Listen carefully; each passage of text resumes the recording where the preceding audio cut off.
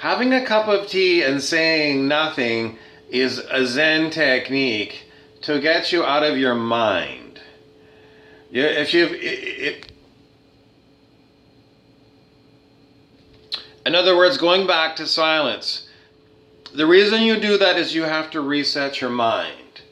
If you keep coming up with the same boring responses to what I'm giving you, then you haven't accepted what I've told you in the past.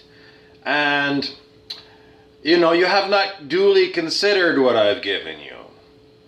So as an acting partner, you're beyond boring. You're like talking to the wall.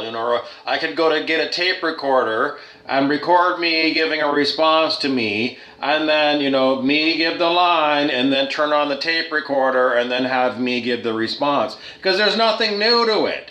There is no newness to it. It is like it's like paint. It's like this old paint next to the stove, and you got crap on the paint, and that's all I'm seeing is crappy paint job that needs to be redone. And it's just an old tape that keeps replaying and replaying and replaying. And I'm at Siesta Key, and at Siesta Key it's a bunch of old people that sleep through their day, and it's a snooze-a-thon. Okay, it's a snooze-a-thon, and no one wants a snooze-a-thon of a movie or an interaction. And I've given these kind of things before, but somebody just wanted me to point out that in Siesta Key people sleep. And I'm at the bass shop. This is not bass, this is bass, and it has to do with fishing. And if you're at the pro shop and you want to catch fish, you don't want a bunch of sleepy old people to sleep through your fishing trip. You want a lot of fish catching. You want excitement, you want to have some witty banter. And, if it's the same bore story about, these are the rules that Sananda operates under, non-interference, and I thought you knew about this, Bob. Don't give me this kind of blather and look down on me like I'm an idiot.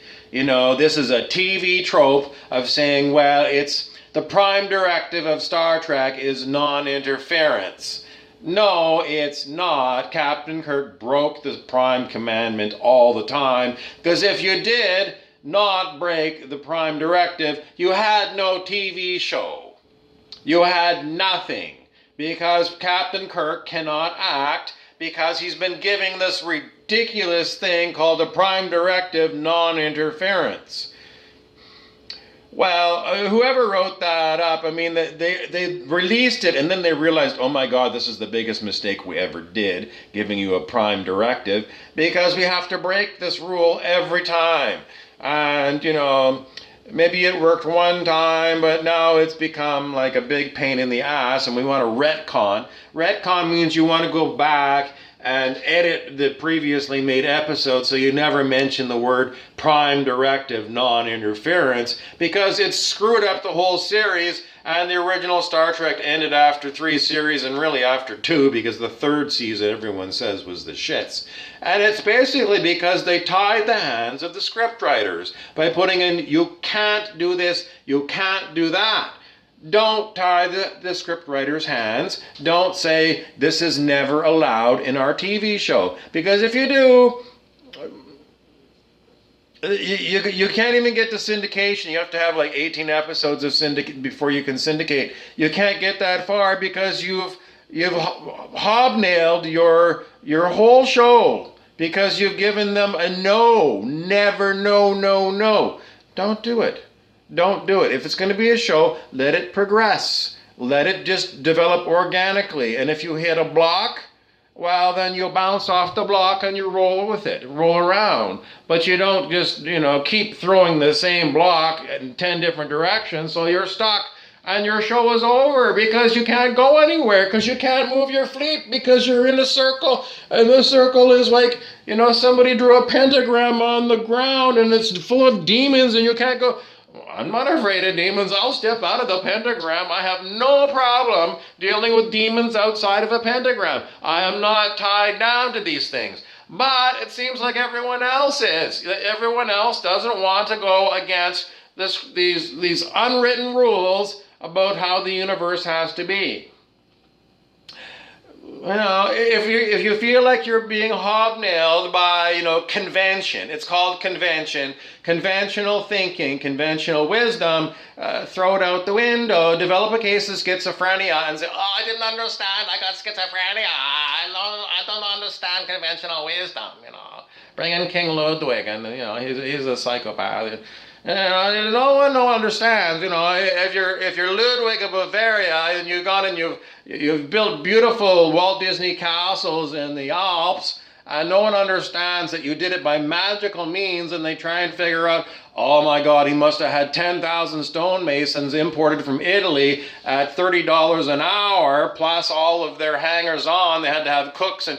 No, he built it magical means. He used the elementals. He didn't use human hands.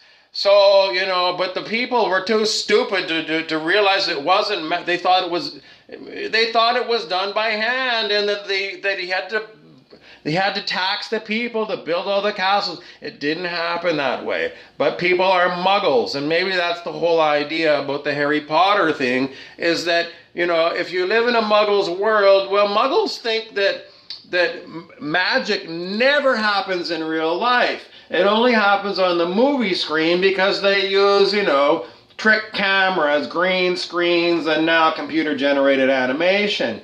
And maybe that's the whole story of why the wizards want to take over the muggles' world, because the muggles are stuck in conventional thinking and they think that magic is impossible. What a boring world. Boring, boring, boring, boring. And if you want to shake things up, you have to allow a little bit of movie magic into your everyday life.